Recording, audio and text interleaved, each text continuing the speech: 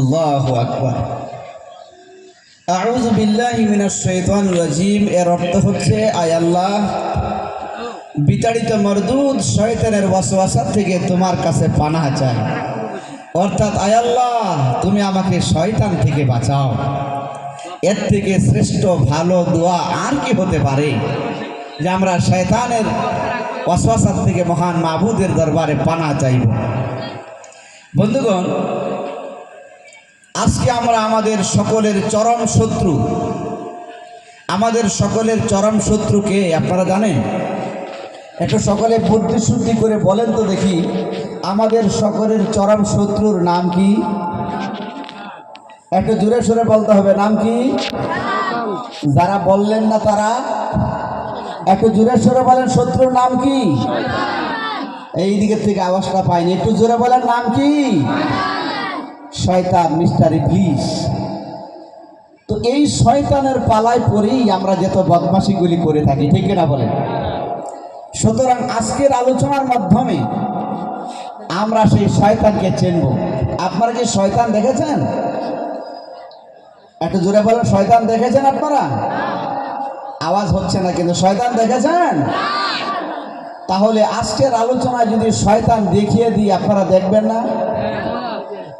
এই আওয়াজ দিয়ে কিন্তু আমার বয়ান হবে না, একটু জোরে সোরে বলতে হবে। আপনারা দেখবেন না? তাহলে আসুন, আজকের আলোচনার হেডলাইন হলো শয়তান। আজকে শয়তান নিয়ে আলোচনা করব। শয়তান দেখতে কেমন, শয়তান কোথায় থাকে, শয়তান কি করায়, মানে শয়তানের উদ্দেশ্য কি, আজকে এইগুলি ব্যাপারেই কিছু আলোচনা করব, তবে একটা বিষয় ভিত্তিক। এই জন্য আমি কোরআন কারীমের ছোট্ট একখানা সূরা বেছে নিয়েছি। এই সূরাটা থেকেই মূলত শয়তানের পরিচয়ের আলোচনা করব ইনশাআল্লাহ।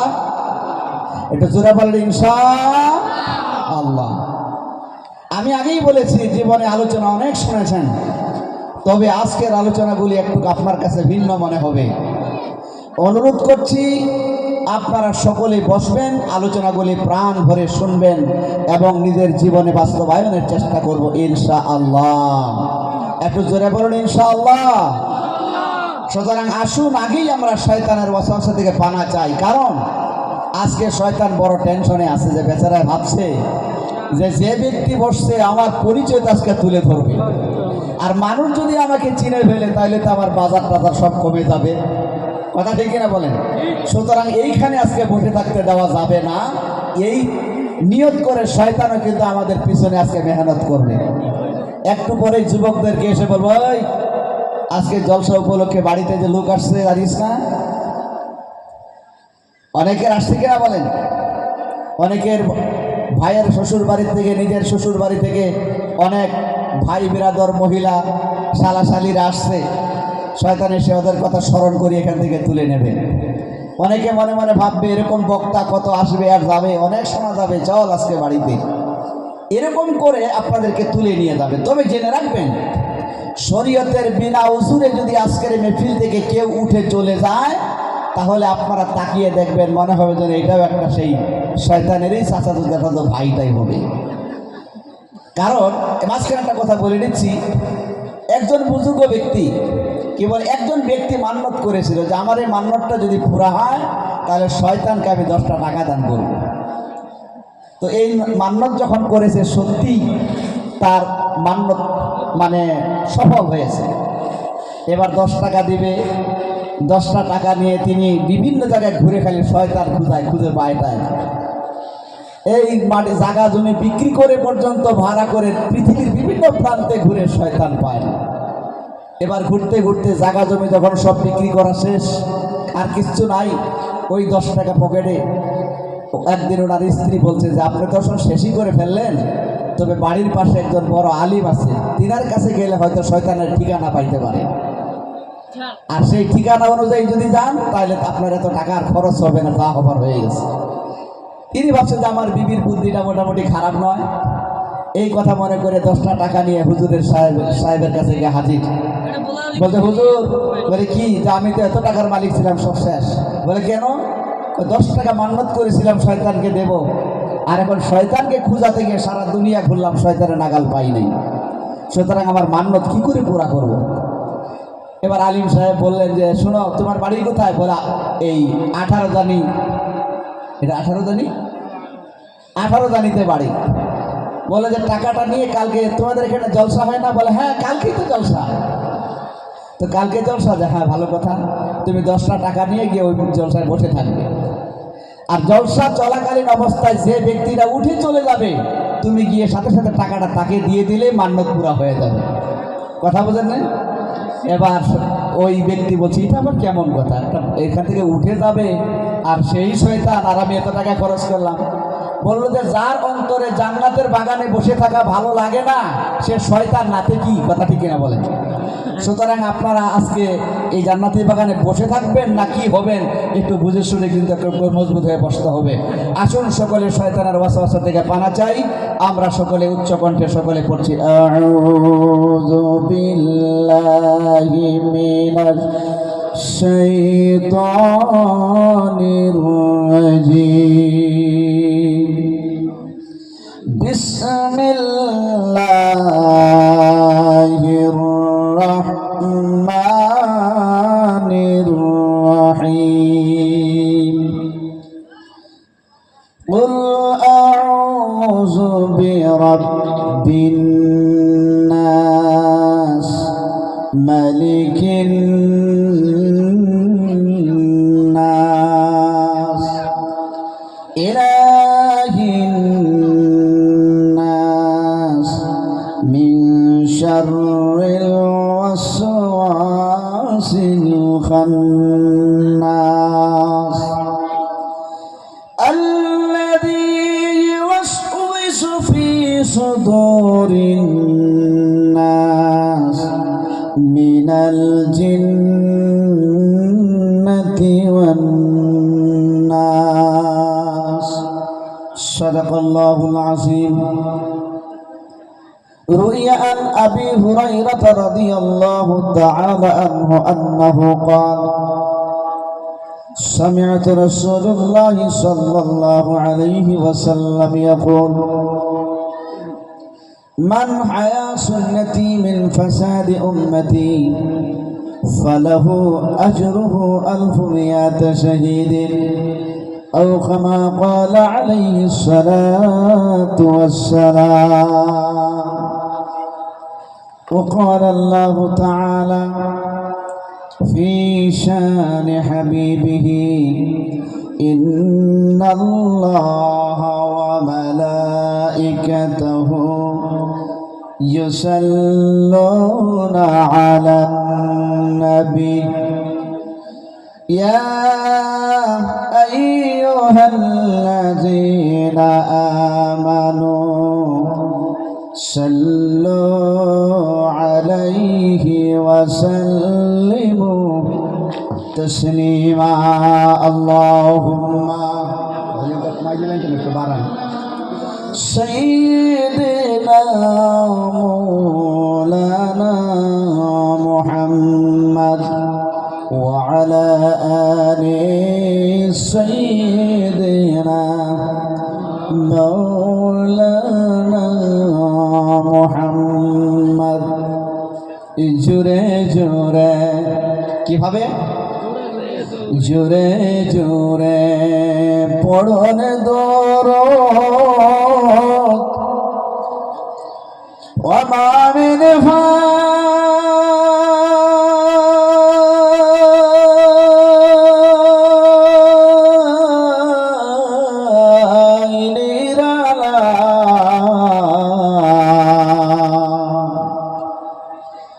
মুদের দরদ পৌঁছাই দিবেন ওই না সোনার মদিনা।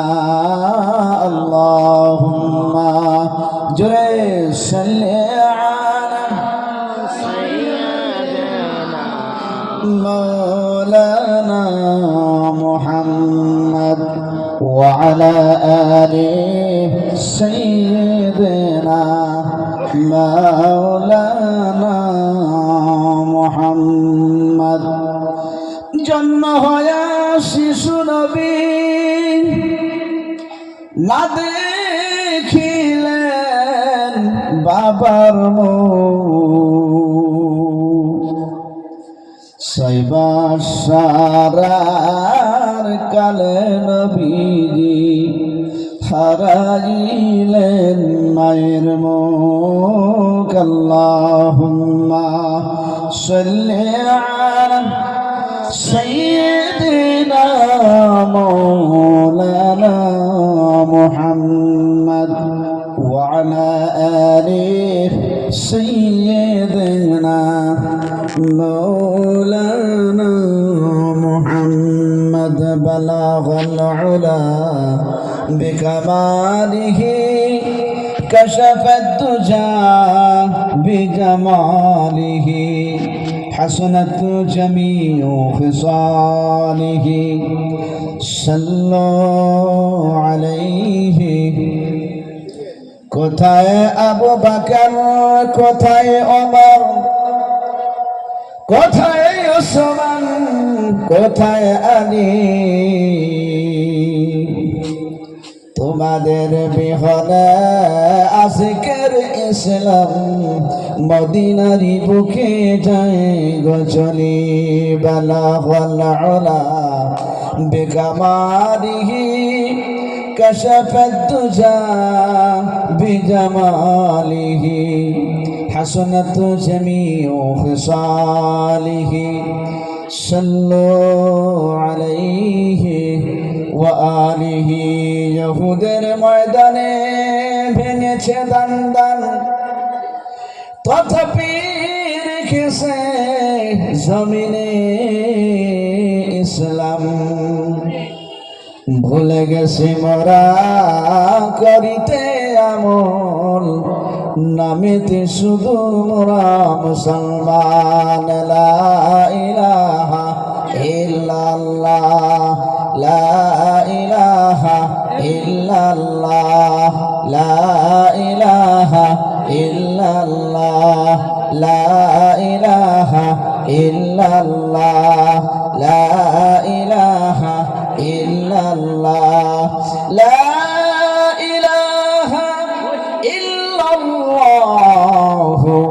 মুহাম্মাদুর রাসূলুল্লাহ সাল্লাল্লাহু আলাইহি ওয়াসাল্লাম। সম্মানিত আজকের কোচবিহার জেলার সিতাই থানার অন্তর্গত এই 18 জানি হাফিজিয়া মাদ্রাসার উদ্যোগে আয়োজিত এই জলসায় দাস্তারবন্দির সুনামধন্য যোগ্যতম সভাপতি সাহেব, আকাশের তারকা সদৃশ ওলামায়ে কেরাম, বয়োজ্যেষ্ঠ বয়কনিষ্ঠ মুরব্বিয়ানে সমাজ, জাতির মেরুদণ্ড যুবক ভাইয়েরা, পর্দার অন্তরালে বসে থাকা আমার অতি সম্মানিতা সরলা সবলা মা এবং বোনেরা, ছোট্ট ছোট্ট মাসুম বাচ্চারা, আমি সকলের সামনে আবারও জানাচ্ছি আসসালামু আলাইকুম ওয়া রাহমাতুল্লাহি ওয়া বারাকাতুহু। আলোচনা শুরু করবার পূর্বেই মহান আল্লাহ সুবহানাহু ওয়া তাআলার দরবারে লাখো কোটি শুকরিয়া জ্ঞাপন করছি, যিনি এই সন্ধিক্ষণে আমাদের সকলকে এই জান্নাতি বাগানে আসার এবং বসার সুযোগ করে দিয়েছেন। আমরা তার শানে কালিমাতুশ শুকর আদায় করে উচ্চ কণ্ঠে বলছি আলহামদুলিল্লাহ। আর একটু জোরে বলি আলহামদুলিল্লাহ। তোর সঙ্গে শান্তির ধারা প্রবাহিত হোক গোটা বিশ্বের মানবতার প্রতীক, মানবতার মুক্তির দূত নবী মুহাম্মদ রাসূলুল্লাহ সাল্লাল্লাহু আলাইহি ওয়াসাল্লামের প্রতি। বন্ধুগণ, কথাগুলি আমি খুব স্পিডে বলছি যাতে করে শেষ করা যায়। বলছিলাম, আমি যে কোরআন থেকে আপনাদের সামনে তিলাওয়াত করেছি, আমি যে সূরাটা তিলাওয়াত করেছি, এই সূরাটা কি আপনাদের কোচবিহার জেলার কোরআনের মধ্যে নেই? আছে। আমাদের ওই দিকের কোরআনেও আছে। তাহলে বোঝা গেল কোরআন সকলেরই একটাই কোরআন। এই কোরআন পৃথিবীর এমন একটি চিরন্তন বই, যেই বইয়ের কোনো জুড়ি এই পৃথিবীতে নাই বা কোথাও নাই। আছে কি? পৃথিবীতে কোরআন এমনই একটি বই, যেই বইটাকে অনুকরণ করলে যেই দেশের, এই পৃথিবীর যেই ভূখণ্ডে কোরআনের অনুকরণ হবে, ওই ভূখণ্ডটা এই জমিনের মধ্যে জীবন্ত জান্নাত হয়ে যাবে। বলেন সুবহানাল্লাহ। আপনাদের সামন থেকে ভাই কোথায় যায়নি, কোথায় যাচ্ছেন ভাই? এভাবে চলে গেলে খারাপ লাগবে ভাই। হ্যাঁ এই ঠিক বলছেন ভাই। অনুরোধ প্লিজ আর কেউ উঠবেন না, শোনা ভাইয়েরা, আমার দরদি ভাইজানেরা, বাবা জানেরা, অনুরোধ করছি ভাইজান, কেউ যদি উঠে চলে যায় আমার মনে হয় যেন আমার ভাষাকে বুঝতে পারছে না। তো এবার বলছিলাম পৃথিবীর একটা চিরন্তন বই যার নাম হচ্ছে কোরআন। জোরে বলেন সুবহানাল্লাহ। এই বইখানার নাম কি? কোরআন। কোরআন শব্দটা উচ্চারণ করলে পাপ হবে না গুনাহ হবে? এটা জোরে বলেন, পাপ হবে না সওয়াব হবে? কতগুলি সওয়াব হবে তা তো আমরা জানি না, খালি মারামারি করা জানি, এটা সওয়াব যে কতগুলি তা জানি না। আমার নবী যে বলেছেন মান ক্বারাআল কোরআন হারফান, যদি কোনো ব্যক্তি কোরআনের একটা অক্ষরকে পাঠ করে ফালাহু আশারু হাসানা, তার আমল নামায় 10টা করে নেকি দেওয়া হয়। বলেন সুবহানাল্লাহ। তাহলে কোরআন শব্দটার মধ্যে কয়টা অক্ষর আছে? 4টা অক্ষর আছে। কফ, রা, আলিফ, লাম, দুম, তারপরে নুন। কয়টা হলো? 4টা। 4 10 40টা নেকি পাওয়া যাবে। জোরে বলেন সুবহানাল্লাহ। কোরআনে কারীমের তিলাওয়াতের মাধ্যম দিয়ে যদি শুকরের নামও আসে, শয়তানের নামও আসে, ফেরাউনের নামও আসে, হাতির নামও আসে, এইগুলি তিলাওয়াত করলেও অক্ষরে অক্ষরে সওয়াব পাওয়া যাবে। বলেন সুবহানাল্লাহ। তাহলে এবার ভাবতে পারেন, সুবিধা যখন একটা পেয়ে গেলাম, তসবিহ একটা হাতে নিয়ে খালে যদি জপেন শয়তান, ফেরাউন, নমরুদ, হামা, এগুলো জপলে সওয়াব হবে কি? সওয়াব হবে না। কিভাবে? আল্লাহ যেভাবে নাজিল করেছেন যে তারতিব ও তারতিলের সহিত তিলাওয়াত করলেই ওই তিলাওয়াতের মাঝখানে যদি শব্দগুলি আসে তবেই সওয়াব পাওয়া যাবে। বলেন সুবহানাল্লাহ। বন্ধুগণ আমার, এ কোরআনে কারীম হচ্ছে পৃথিবীর সর্বশ্রেষ্ঠ একটা আলো। কোরআনে কারীম এমন একটি আলো যে আলোর সামনে পৃথিবীর আর অন্য কোনো আলোর খাওয়া নাই। কথা ঠিক কিনা বলেন? আমি এই ব্যাপারে কথা বলবো কোনোদিন আসলে কোরআনের ফাজিলাত সম্বন্ধে। আজকে বিষয় যেটা বেঁধেছিলাম, বিষয়টার নাম কি? সবার মনে নাই কি বিষয়ের নাম কি? ওই পিছন থেকে আওয়াজ পাইনি। নাম, বিষয়টার নাম কি? আজকে শয়তান নিয়ে আলাপ হবে, খুব গুরুত্বপূর্ণ আলোচনা।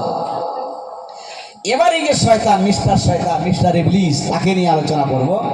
তো আমি কোরআনে কারীমের যে সূরাটা তেলাওয়াত করেছি, সূরাটার নাম কি? সূরা, একটু জোরে বলেন, সূরা নাস। সূরা নাস এই শব্দটা বললেও সওয়াব হবে, কারণ নাস শব্দটা কোরআনে আছে কি না? আছে কিনা বলেন? নাস শব্দটা মধ্যে কয়টা অক্ষর? নুন আলিফ সিন। নুন আলিফ সিন কয়টা হলো? 3টা। 30টা নাকি পাওয়া যাবে। জোরে বলেন সুবহানাল্লাহ। এই ছোট্ট সূরা তেলাওয়াত করেছি। তবে আসুন এই সূরার ভিতরে যে আলোচনা বলি, জানার আগে আমরা একটু জেনে নেই এই সূরাটা কোথায় নাজিল হয়েছে। কোরআনে কারীমের সূরা ফাতিহা থেকে শুরু করে সূরা নাস পর্যন্ত এই কোরআনে কারীমের বিভিন্ন সূরা, বিভিন্ন আয়াত, বিভিন্ন রুকু বিভিন্ন সময় তার প্রেক্ষাপটে নাজিল হয়েছে। বলেন সুবহানাল্লাহ। যখন যেটার প্রয়োজন আমার আল্লাহ সেভাবেই নাজিল করেছেন। তাহলে এই সূরা নাস, এই সূরাটা কখন নাজিল হয়েছে? নাস শব্দের অর্থ হলো মানুষ, মনুষ্যকে কেন্দ্র করে বলা হয়েছে। তো এই সূরাটার মধ্যে নাস শব্দটা থাকার কারণেই সূরাটার নামকরণ করা হয়েছে সূরা নাস বলে। আর এই সূরাটা নাজিল হয়েছে মক্কাতুল মুকাররমায়, এই জন্য সূরাটাকে মক্কি সূরা বলা হয়।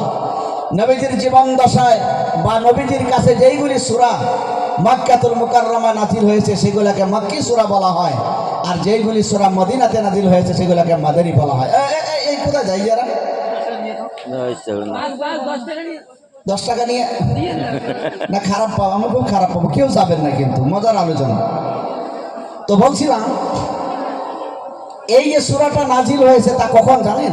এটা নাজিলের কারণ আজকে দুটো কথা বলে দিয়ে যায়। আপনাদের কিছু একটা হলেই খালি কবিরাজের কাছে দৌড়ান না আপনারা, আর কবিরাজ বেটায় আপনাকে দেখে অনেক কিছু টাকা পয়সা লুণ্ঠন করে নেয়। আজকে আমি সেটা এখান থেকে বলছি। সূরাটা কখন নাজিল হয়েছে জানেন? আজকের দিনে যেমন গোটা পৃথিবী থেকে ইসলামকে নির্বাপিত করার জন্য বাতিল শক্তি চেষ্টা করছে, আমার নবীজির জীবন দশা ইবতেদা ইসলামেও ওই জামানার খ্রিস্টান, ইহুদি, নাসারা, মুশরিকরা তারা ইসলামের, আমার বিশ্ব নবীকে দুনিয়া থেকে মিটিয়ে দেওয়ার চেষ্টা করেছে। কিভাবে? প্রথমেতে যখন আমার নবী তাদেরকে বললেন, আমার নবীকে তখন মানুষেরা আল আমিন আস সাদিক বলতো, নবীকে সত্যবাদী বলতো। আমার নবী যখন কালিমার দাওয়াত দিবেন তার পূর্বেও আমার নবীজিকে আবু জেহেল, উতবা, শুয়াইবা, মুগীরা সবাই প্রশংসা করত যে আল আমিনের মতো ভালো মানুষ আর নাই। যখন এই নবীজি বললেন কুলু লা ইলাহা ইল্লাল্লাহ তুফলিহুন, সেদিন থেকে আমার নবীজির বিরুদ্ধে তারা ষড়যন্ত্রে লিপ্ত হলো। এবার ইহুদি খ্রিস্টান নাসারারা মুশরিকেরা তারা চিন্তা করলো যে মুহাম্মদকে অঙ্কুরেই কি করে শেষ করা যায়। এই কথা চিন্তা করে কিছু লোকেরা বললো যে তাকে বিষ খায় মেরে ফেলি। এই কথা মনে করে তারা একটা মহিলার মাধ্যমে আমার নবীকে বিষ পান করালো। বিষ পান করার ফলেও আমার নবীজি আমার আল্লাহর কুদরতে বেঁচে গেলেন, বলেন সুবহানাল্লাহ।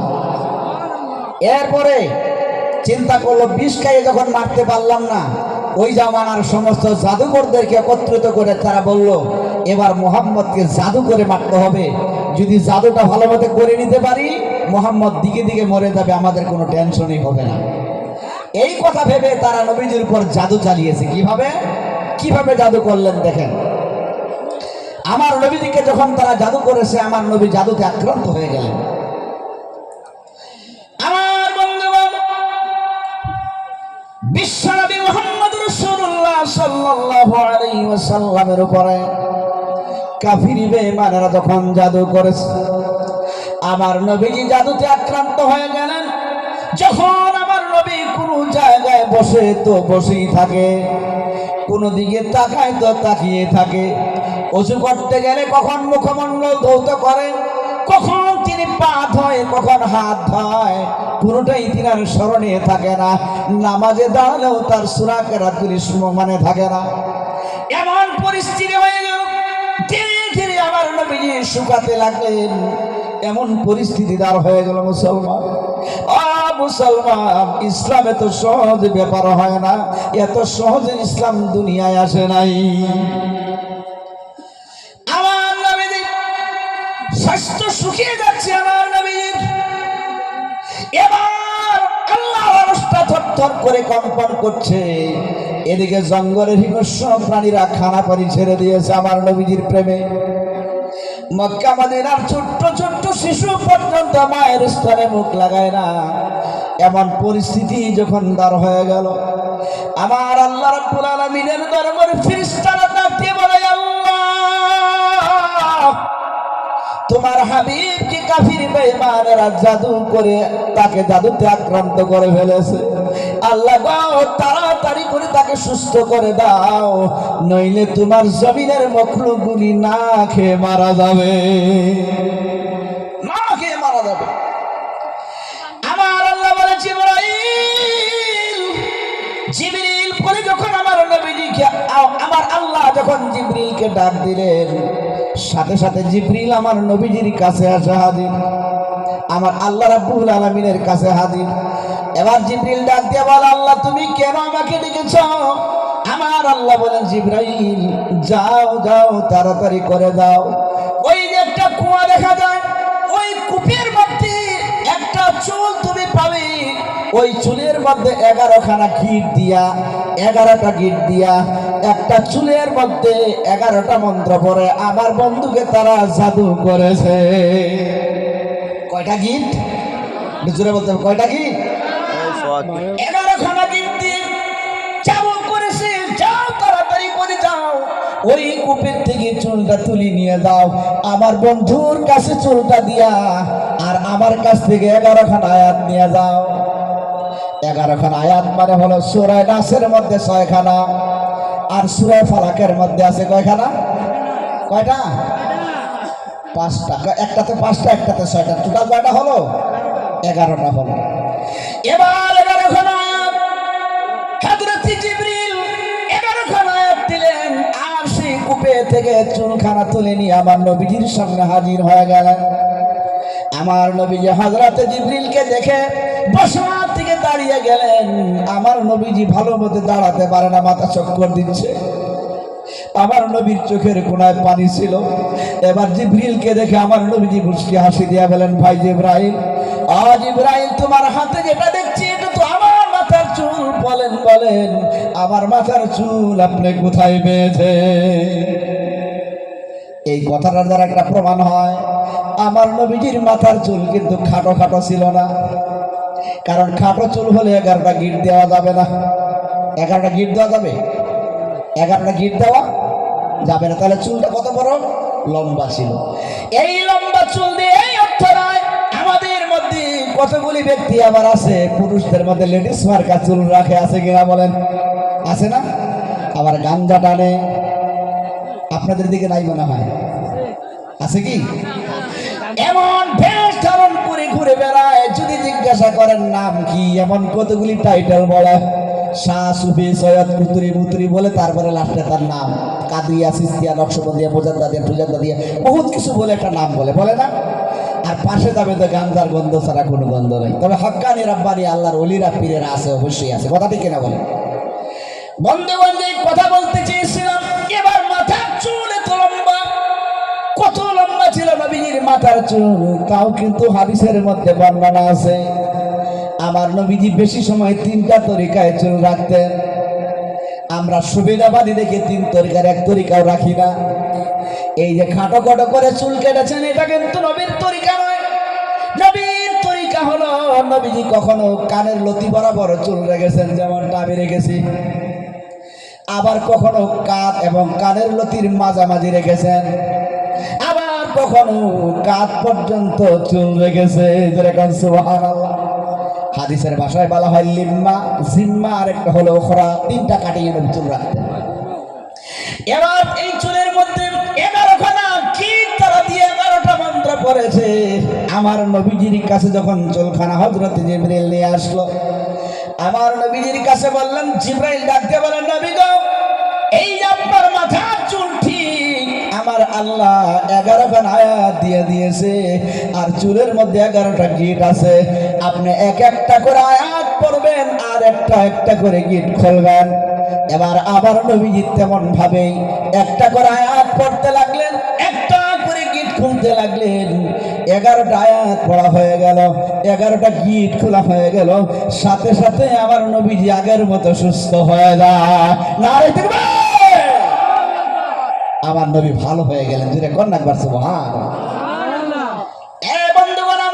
এই জন্য আজও যদি আপনাকে কোনো ব্যক্তি জাদু মন্ত্র করে, আপনার সন্তান যদি ঘুমের ঘরে কাঁদে, সূরা নাস, সূরা ফালাক পড়বেন, তেলের মধ্যে ফু দিয়ে আপনি সেটাকে শরীরে লাগাতে দেবেন, আল্লাহর হুকুমের সাথে সাথে ভালো হয়ে যাবে।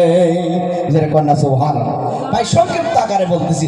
এবার এই যে আমাদের দেশে দেখবেন, আমাদের দেশে আমরা শয়তানি কেমন করে করি, এই কথাগুলি আল্লাহ কোরআনে সব বলে দিয়েছে। যেমন ধরেন বন্ধুগণ, এই সূরাটা নাযিল হওয়ার কারণ হলো এটা। এই সূরার মধ্যে আমার আল্লাহ কত সুন্দর করে বলতেছেন, কুল আউযু বিরাব্বিন নাস। হে নবী, আপনি বলে দেন, আমি আশ্রয় চাই, আমি পানাহ চাই, আমি নাজাত চাই, রেহাই চাই শয়তানের মর্দুদ থেকে। কার কাছে? রবের কাছে। রব মানে কি? রব মানে হচ্ছে আল্লাহ, রব মানে লালন পালনকারী আল্লাহর কাছে। জোরে কান সুবহানাল্লাহ। আমরা কার কাছে পানা চাই? আকাশের দিকে আঙ্গুলটা তুলে বলে, কার কাছে? আল্লাহর কাছে। বন্ধুগণ আমার সংক্ষিপ্ত করে বলছি, এবার আমরা পানা চাই মানব জাতির রব হলেন আল্লাহ, তার কাছে। এবার বলেন তো দেখি, আমাদের রবকে, আমাদের লালন পালনকারীকে। এবার এই কথার মধ্যে আমাদের বিশ্বাস আছে নি? বিশ্বাস আছে? যেটা বলে আছে। বর্তমানে নবপ্রজন্ম যারা বিয়ে করেছেন, যদি জিজ্ঞাসা করা যায় বাচ্চা কয়টা, কয় হুজুর 2টা, একটা ছেলে আর একটা মেয়ে। বলা হয় আর নেবেন না, কয় না, এত নিয়ে কি আর মানুষ বানানো যাবে? দেখেন আমরা বলছি না কি আর করছি না, একটু বুঝবেন সুন্দর করে। এবার অনেক জায়গায় দেখা যায় 2টা সন্তান নিয়ে সন্তান নিতে চায় না। এবার ডাক দিয়া বলে, আমি যদি বেশি সন্তান নেই মানুষ বানাতে পারবো না। 2টা নেই মানে বোঝা গেল মানুষ বানানো আল্লাহর কাজ নয়, এটা হলো তার নিজের কাজ। আবার মুখ দিয়ে বলে, আল্লাহ তুমি রব, তুমি লালন পালনকারী। এমন হচ্ছে কিনা বলেন আমাদের অবস্থাটা? অধিকতর এরকম বর্তমানে এটা ফ্যাশন হয়ে দাঁড়িয়েছে। একটা ছেলে একটা মেয়ে তা নিয়ে তারপর আর বাচ্চা নেয় না। হাই রে হাই নাটক। তাহলে তুমি যে মুখ দিয়ে বললে আল্লাহ আমাদের রব, এই কথার উপরে তোমার কোনো ইমান নাই। আমি সংক্ষিপ্ত আকারে বলবো, এগুলো এক একটার ব্যাখ্যা করলে 3 দিন 4 দিন সময় লাগবে। তাহলে এক কথাই বলছি, আমরা আল্লাহ যে আমাদের রব, তার উপর পুরনো ইমান থাকবে ইনশাআল্লাহ। ইনশাআল্লাহ যাদের সন্তান একটা আরো সন্তান নেবেন, যার দুইটা আরো নেবেন, যার তিনটা আরো নেবেন। কারণ আল্লাহ নবী কিয়ামতের দিন তার উম্মতের কাসরত দেখে, বেশি সংখ্যা দেখে আল্লাহর কাছে খুশি হবেন, সকলের কাছে গৌরববোধ করবেন। একটু জোরে বলেন সুবহানাল্লাহ। আল্লাহ আমাকে দুটো মেয়ে দিয়েছে, দোয়া করবেন আল্লাহ যেন আরেকটা ছেলে দান করে, খুব অচিরেই হয়তো দুনিয়ায় আসবে। সকলের কাছে দোয়া চাইছি, বলেন একটু আল্লাহুম্মা আমিন। আর একটু জোরে বলেন আল্লাহুম্মা আমিন। আর একটু জোরে বলেন আল্লাহুম্মা আমিন। আমার বন্ধুগণ, তারপরে বলা হচ্ছে এবার শয়তান আমাদেরকে কি করে দেখেন।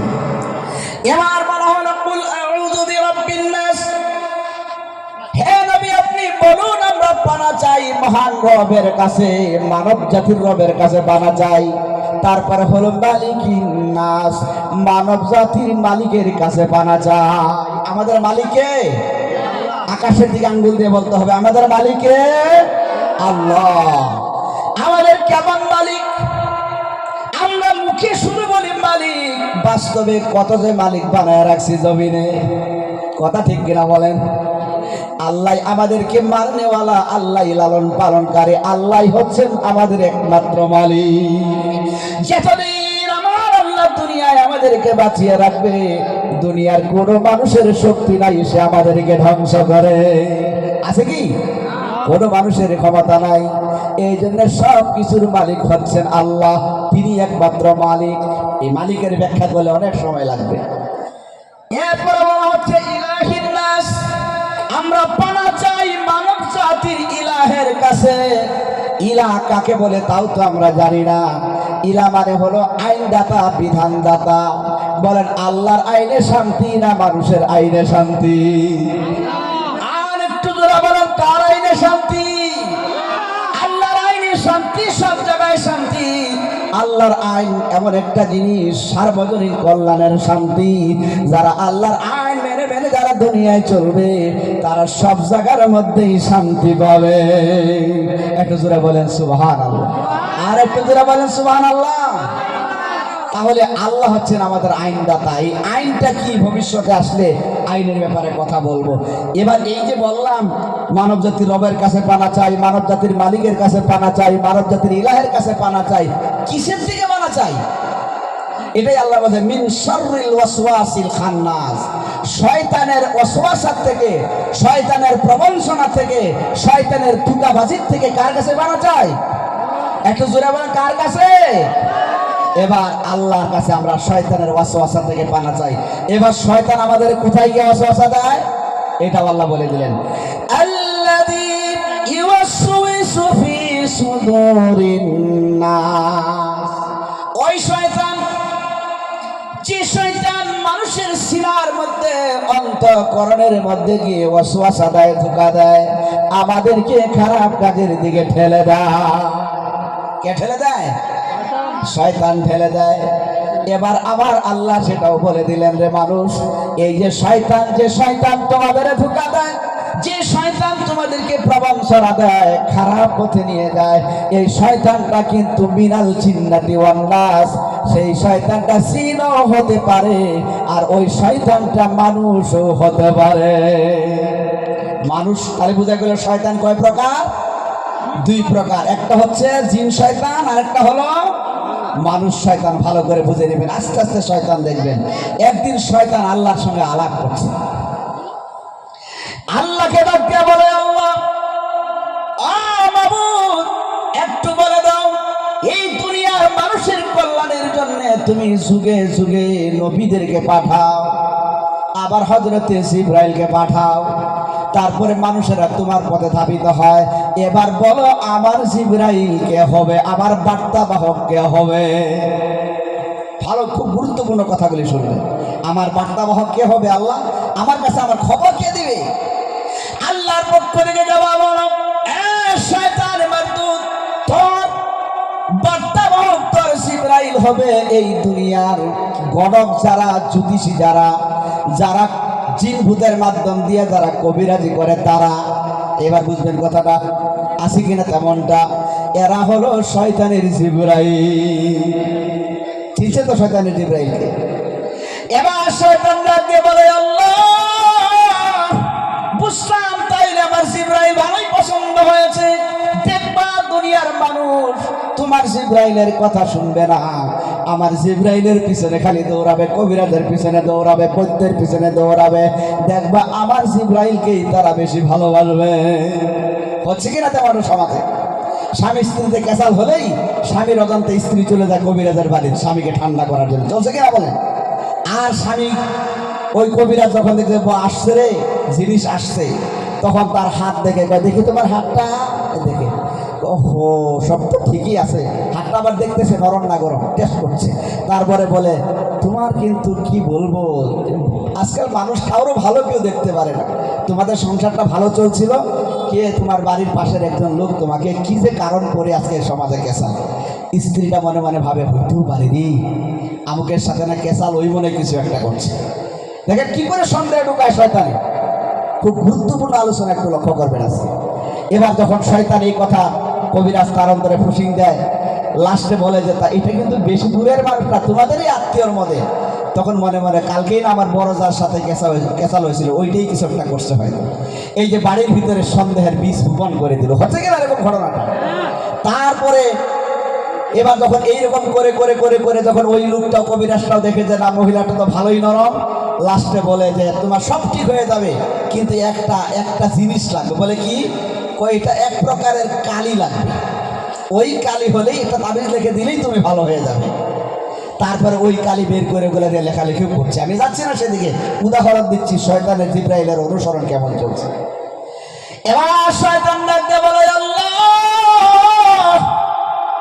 এই জমিনের মধ্যে তোমার মসজিদ আছে, তোমার ঘর আছে, তোমার বান্দারা সেখানে গিয়ে ইবাদত করে, এবার বড় গো আল্লাহ আমার মসজিদ কোথায় হবে, মসজিদটা কেমন, আমার মসজিদ কোথায়? আল্লাহ রাব্বুল আলামিনের পক্ষ থেকে দেওয়া হলো শয়তানের মাধ্যমে তোর মসজিদ হলো দুনিয়ার বাজার, দুনিয়ার হাট বাজারগুলি হলো তোর মসজিদ। এবার শয়তান বলে আল্লাহ গো বড় পছন্দ হয়েছে আমার মসজিদ, এই মুসলমানদেরকে বিকাল হইলে আমার মসজিদে নিয়ে আসবো, দেখবা এদের তোমার ঘরে গিয়ে তাদের ভালো লাগবে না। কথা ঠিক না বলেন? মসজিদে খালি ছটফট ছটফট করে, আর একটু বিকাল হইতে বাজারে দৌড় চা খাওয়ার জন্য আছে কিনা? আপনাদের দিকে নাই মনে, অন্য জায়গার কথা বলতেছে। এবার যখন মসজিদে ছেড়ে মসজিদে যখন যায়, কোনো ব্যক্তি যদি গিয়ে জিজ্ঞাসা করে তোমার বাবা কোথায়, বাজারে। সাহাবায়ে কেরামের মামুলটা কেমন ছিল লক্ষ্য করেন। সাহাবায়ে কেরামদের মধ্যে যদি কোনো সাহাবা বাজারে যেত, কেউ যদি বাড়িতে গিয়ে তার সন্তানদেরকে জিজ্ঞাসা করতো তোমার বাবা কোথায়, বলতো বাবা বাজার করতে গিয়েছে। বলে কখন আসবে? বলে এক্ষুনি আসবে, এক্ষুনি আসবে। আর যদি সাহাবায়ে কেরাম মসজিদে যেতেন, কেউ যদি জিজ্ঞাসা করতো তোমার বাবা কোথায়, বলতো মসজিদে গিয়েছে, কখন ফিরে আসবে? বলে কখন আসবে সেটা কিন্তু জানি না। সুবহানাল্লাহ, এটা সাহাবাদের আমল ছিল। আর আমাদের কথা হলো মসজিদে গেছে এক্ষুনি আসবে, আর বাজারে গেছে কখন আসবে তা জানি না। শয়তান ডাকতে বলে আল্লাহ তোমার ঘরে গিয়ে তোমার বান্দারা খালি ছটফট ছটফট ছটফট করবে। ইমাম সাহেব যদি লম্বা সূরা তেলাওয়াত করে তবে ছটফট করবে, কিন্তু দেখবা আমার মসজিদে এসে বসে বসে চা খাবে, আর কত রকমের গান, কত পরচর্চা পরনিন্দা করবে। কথা ঠিক কিনা বলেন? চায়ের হোটেলে বসে পায়ের উপরে পা রেখে প্লাস্টিকের কাপের মধ্যে এক কাপ চা খায়, আর এমন এমন কথা বলে মনে হয় ভারতের রাষ্ট্রপতি। কথা ঠিক না বলেন? এত রাজনীতিবিদ হয়, মনে হয় যে তার ইশারা সারা ভারত চলে। মোদিও তার কাছে পাঠদান করে, মনে পাঠ নেই, সবক গ্রহণ করে মনে হয়। কথা ঠিক না বলেন? আর হোটেলে বসে এবার চা নিয়েছে কাপের মধ্যে, চিন্তা করে চা যদি ঢুকঢুক করে একবারে খেয়ে ফেলে তাতে সিট ছেড়ে দিতে হবে, এই জন্য চায়ের কাপটা নিয়ে দূরে, মানে চা মুখে যায় না, মানে তাড়াতাড়ি করে যেন শেষ না হয়, নাহলে জায়গা ছেড়ে দিতে হবে। শয়তানের মসজিদ এতই ভালো লাগে আমাদের কাছে, চিন্তা করবেন আমরা কোথায় আসি। আমি কথাটা খারাপ লাগতেছে আপনাদের? খারাপ লাগতেছে? কথাটা পুরা করলে আপনাদের খারাপ লাগবে? বন্ধুগণ আমার, সংক্ষিপ্ত আকারে বলছি। এবার শয়তান ডাক দিয়া বলে আল্লাহ আমার মসজিদের মধ্যে মানুষ বেশি থাকবে, এটা আর টেনশন করো না, দেখবা আমার মসজিদের সাথে তোমার বান্দাদের, তোমার এই দুনিয়ার মানুষের সম্পর্কটাকে আমি গভীর করব। এবার আপনি ব্যবসা বাণিজ্য করেন বাজারে, তাহলে আপনার অন্তরে সেই বাজারে মন যেন না বসে, সুন্নতি তরিকায় ব্যবসা করবেন, চলে আসবেন, একটু সময় সেখানে বেশি কাটাবেন না, কারণ পৃথিবীর মধ্যে সবথেকে খারাপ জায়গা হচ্ছে বাজার। কথা ঠিক না বলে? শয়তানের সেটা মসজিদ। এবার শয়তান ডাক দিয়ে বলে, আল্লাহ ও মাবুদ, আমার মসজিদ বড় পছন্দ হয়েছে গো আল্লাহ, এবার বলো তো দেখি আমার সেই মসজিদের মুয়াজ্জিন কে হবে? মুয়াজ্জিন লাগবে কিনা বলেন?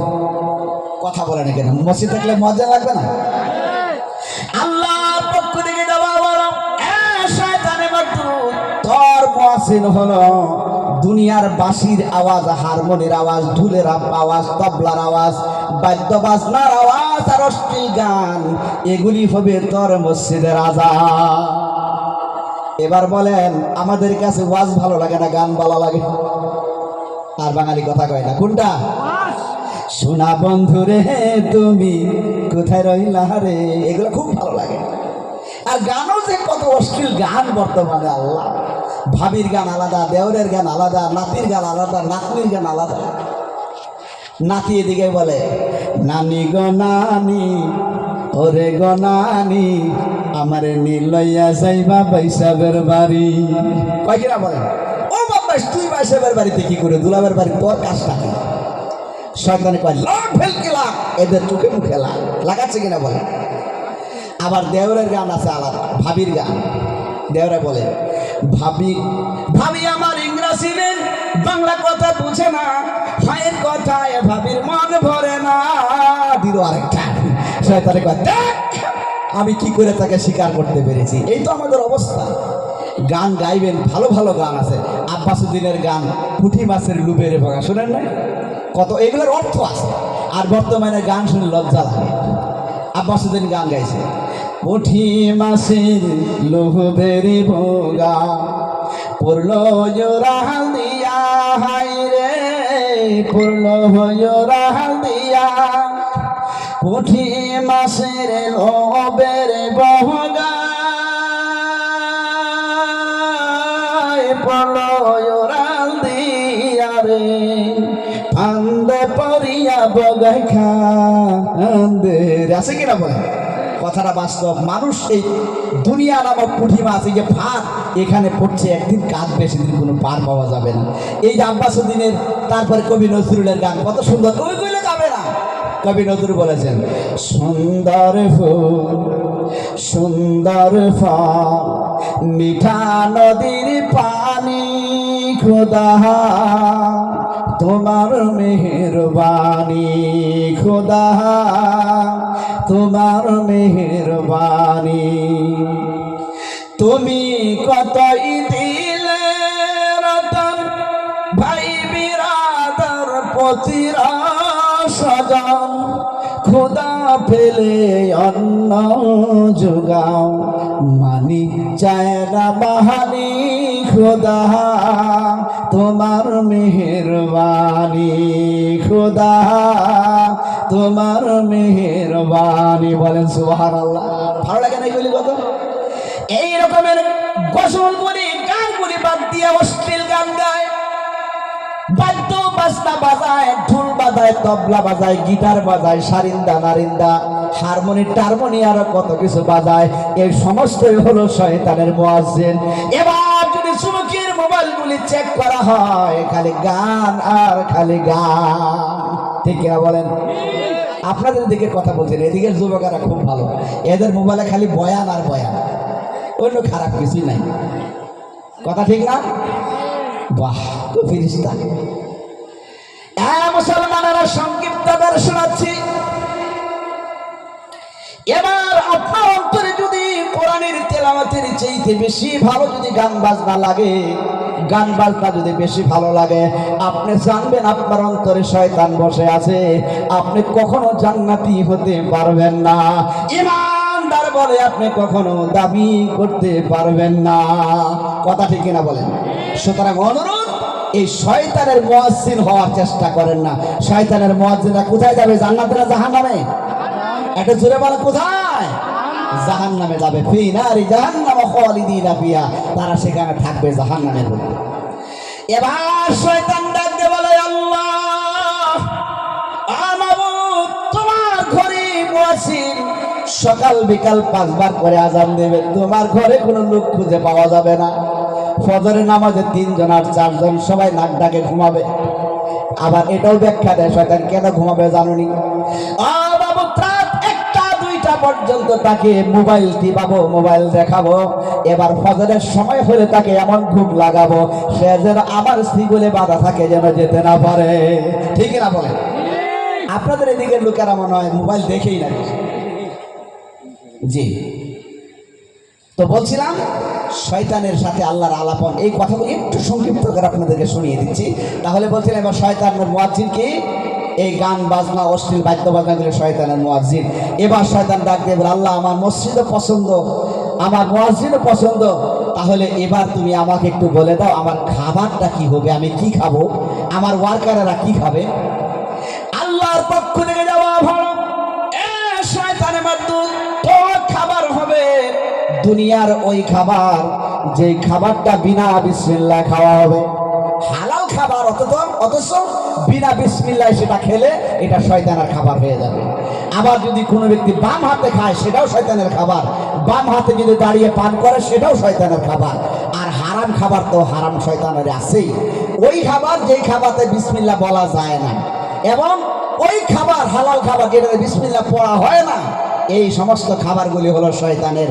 এবার আপনি ফলো করে দেখেন, আপনি যখন বাজারে গিয়ে মেরিন্ডা থেকে শুরু করে কোকা কোলার বোতল টানতেছেন বাম হাতে, কি স্টাইল করে টানে, বাপরে বাপ। শয়তান কয় দেখ, এই দেখ, তারা দেখবে ওই আমার খাবার খাচ্ছে আমার বন্ধু আমার। এই চলছে কিনা সমাজে? আমি ইঙ্গিত দিচ্ছি আপনাদের, এগুলো লম্বা ব্যাখ্যা শুনবেন। এবার শয়তান ডাক দিয়ে বলে, আল্লাহ আমার খাবার বড় পছন্দ হয়েছে, এবার বড় গো আল্লাহ আমার পানি কি হবে, আমি কি পান করব? আল্লাহর পক্ষ থেকে জবাব হলো, এ শয়তান তোর পানি হলো দুনিয়ার শরাব, দুনিয়ার মদ। আপনাদের সিধাইতে মানে মদ খোর নাই আছে? মদ পান করা শয়তানের পানি, শয়তানের পানি। একবারে সংক্ষিপ্ত আকারে বলে দিচ্ছি। এবার শয়তান ডাক দিয়ে বলছে, আল্লাহ সব বুঝলাম, সব কিছুই আমার পছন্দ, এবার বলো তাহলে আমার এই জমিনের মধ্যে আমার নকশা কি হবে, আমি দেখতে কেমন হব, আকৃতিতে কেমন হব? আল্লাহর পক্ষ থেকে জবাব হলো, তোর আকৃতি হলো দুনিয়ার গুদনা, দুনিয়ার গুদনা, টেটো। টেটো বোঝেন না আপনারা? এই যে শরীরে টেটো আঁকে, আর এই যে চোখের ভুরু প্লাগ করে মহিলারা কপালে উঠায়, আছে কিনা বলেন? এই যে মহিলারা চোখের ভুরু প্লাগ করে, এগুলি সমস্ত হলো শয়তানের নকশা। আল্লাহর নকশাকে যারা বিগড়িয়ে দেয়, ওটাই হলো শয়তানের নকশা। ঠিক কিনা বলেন? আমার কথা বোঝেন নাই? তাহলে যে মা বোনেরা শুনছেন, জীবনে আর কোনোদিন ভুরু প্লাগ করবেন না। আর পুরুষদের মধ্যে যারা পুরুষ, যারা মুসল্লা ইমান বলে দাবি করে, যারা দাড়িটাকে ক্লিন শিপ করে, তা এটাও একটা শয়তানের সুরত। কথা ঠিক না বলেন? খারাপ পাবেন না এখানে যারা আসছেন, আজকে থেকে ওয়াদা করেন কাল থেকে আর জীবনে দাড়িতে কোনোদিন কেসিকুর লাগাবো না। আল্লাহ যতটুকু যেভাবে দিয়েছে আলহামদুলিল্লাহ রেখে নেব ইনশাআল্লাহ। তারপরে শয়তানের আকৃতিদের মধ্যে মানে বলছে, দেখবেন বলতেছে এমন শয়তানের আকৃতি, প্যান্ট পরবে ঠিক প্যান্টের 2-3 জায়গাতে ফাটা আর তালি দেওয়া, এটাও শয়তানের আকৃতি। আছে কিনা এরকম? তারপরে জামা গায়ে দিবে, গেঞ্জি গায়ে দিবে, এইদিকে পাগলু এইদিকে টাগলু, কত রকমের থাকবে। এই যে এক কথা ইসলামী আকৃতি বাদ দিয়ে অনিসলামিক যে আকৃতিটা, এটাই টোটালটা হলো শয়তানের আকৃতি।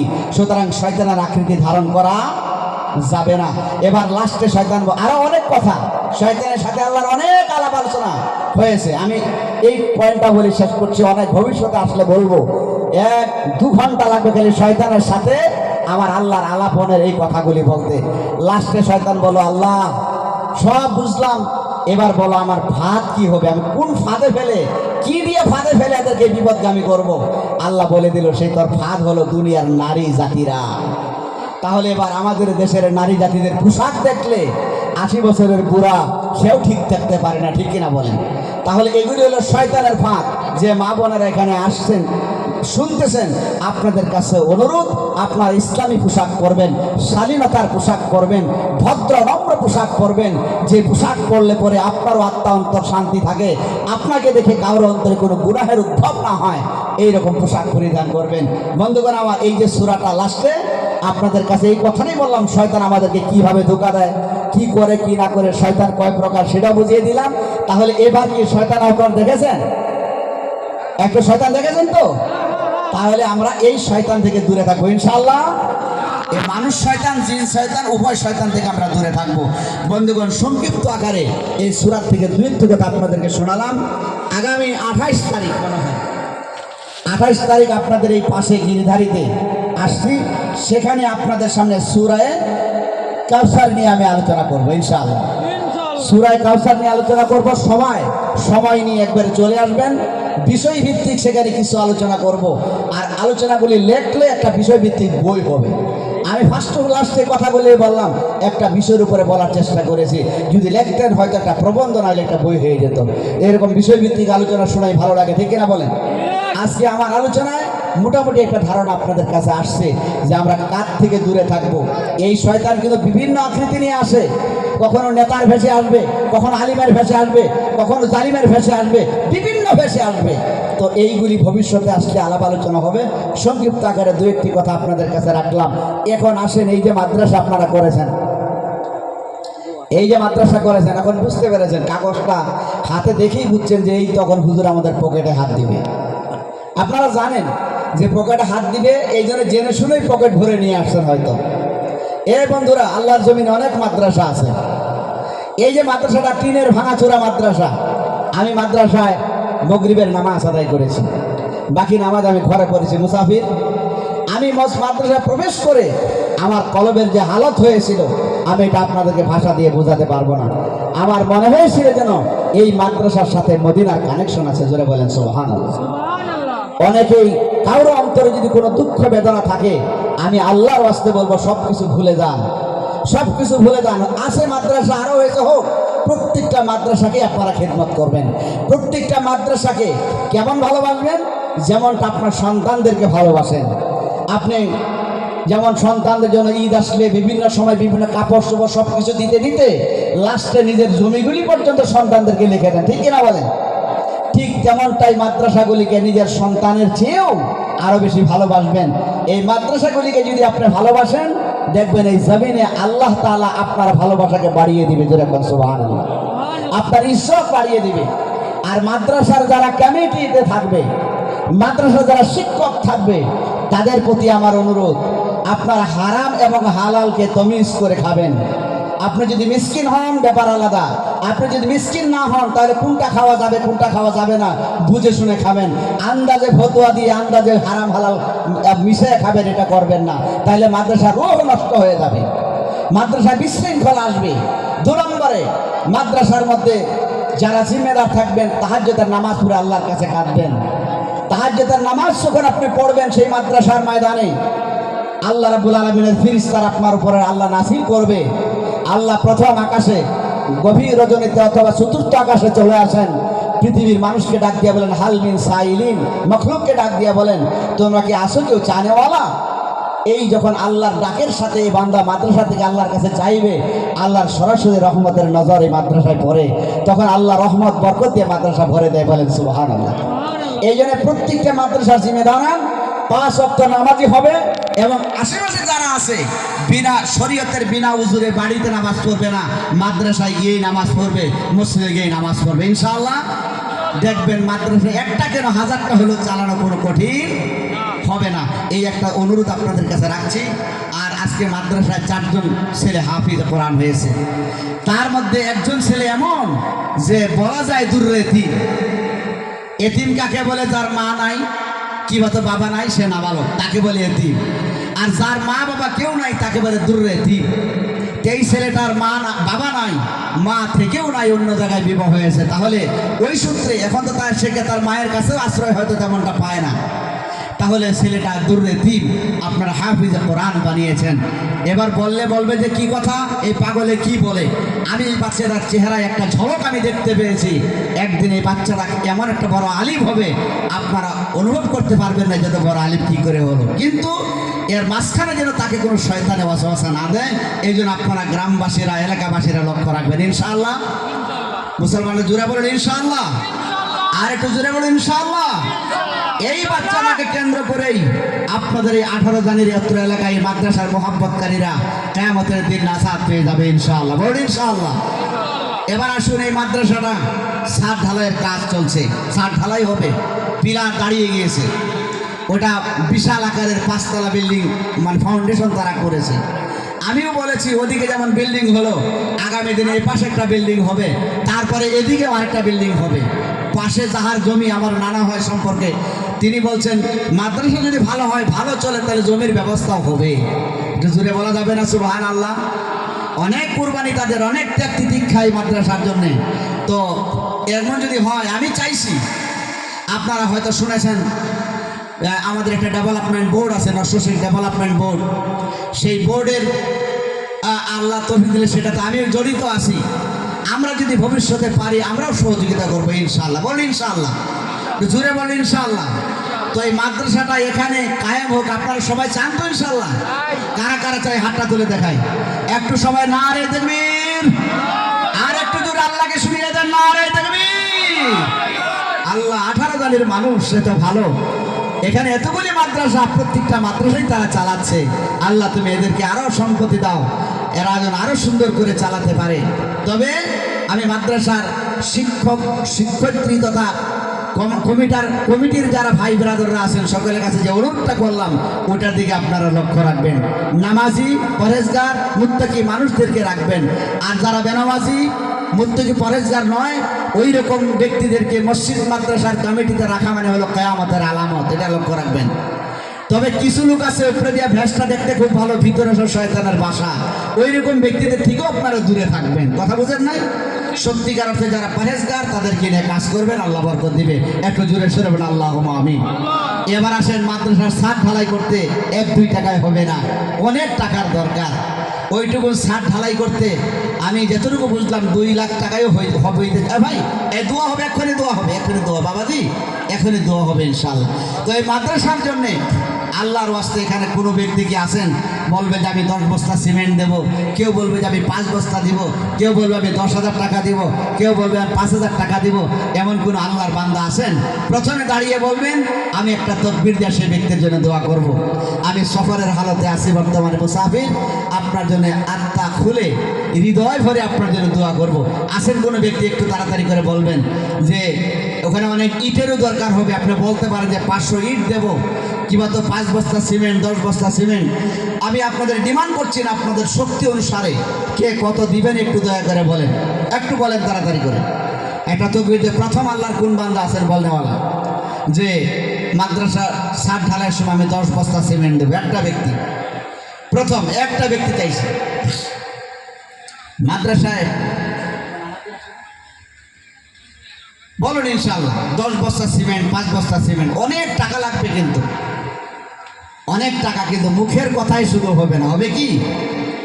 এই যে এই জন্য বলছিলাম, মুখের কথায় হয় না ফকির আলী রে লম্বা চুলি, মুখের কথায় হয় না ফকির আলী। মানে লম্বা চুল রেখে জুব্বা লাগিয়ে যদি বলি আমি আল্লাহর ফকির, মুখ দিয়ে বললে হবে না, তা বাস্তবে হতে হবে। এই জন্যে মুখের কথায় হয় না ফকির আলী রে লম্বা চুলি, মুখের কথায় হয় না ফকির আলী। ওরে মুসলমান কোন জায়গাতে রইল তোর ঈমান? বাবার মাথায় টুপি দেখি মেয়ের মাথা খালি,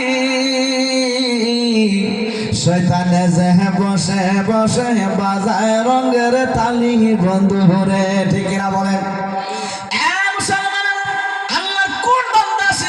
সাহস করে আপনি এখানে আসবেন, একটু আল্লাহর ওয়াস্তে আপনার নামে তাকবীর দেব, আল্লাহ নামের তাকবীর আপনার জন্য দেব। আমার আল্লাহ আপনার দান কবুল মঞ্জুর করবে। বলেন ভাই, একটু বলবেন তাড়াতাড়ি করে। 10 বস্তা 5 বস্তা সিমেন্ট দেনেওয়ালা হোক, 500 ইট দেনেওয়ালা হোক, 10,000 টাকা দেনেওয়ালা হোক, 5,000 টাকা দেনেওয়ালা হোক, একটু বলবেন। বাবাজি বলেন একটু দয়া করে, একটু বলবেন। এদিকে মাদ্রাসার ছাত্রগুলি কোথায় গেল? মাশাআল্লাহ, একটু তাড়াতাড়ি করে একটু বলুন আল্লাহর কোন বান্দা আছেন বলেন। কি না? কি না? একটু জোরে তো বুঝেন, নারায়ে তাকবীর, আরো জোরে নারায়ে তাকবীর। দানকারীর আগমন, শুভেচ্ছায় স্বাগতম। দানকারীর আগমন, জনাব আতাউর রহমান সাহেবের আগমন। 5,000 টাকা দানকারী আতাউর রহমান সাহেব। জুড়ে 5,000 টাকা দানকারী আতর সাহেব মারহাবা। 5,000 টাকা দানকারী মারহাবা। নারায়ে তাকবীর।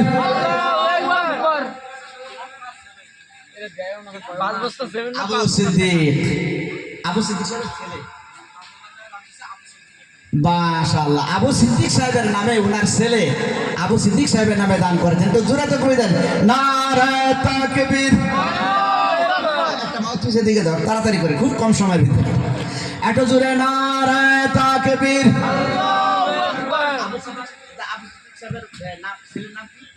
বাবু মিয়া, এত জোরে তো কই দেন নারায়ে তাকবীর। 5,000 টাকা দানকারী বাবু সাহেব মারহাবা।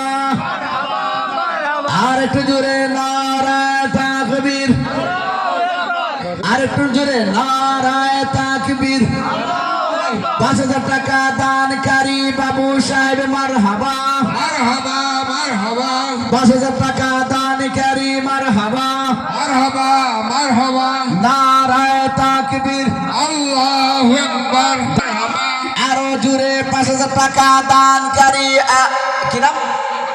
আমিন মিয়া সাহেব মারহাবা। মারহাবা মারহাবা 5,000 টাকা দানকারী আমিন মিয়া সাহেব মারহাবা। মারহাবা মারহাবা আমিন মিয়া সাহেবের দান আল্লাহ কবুল করো।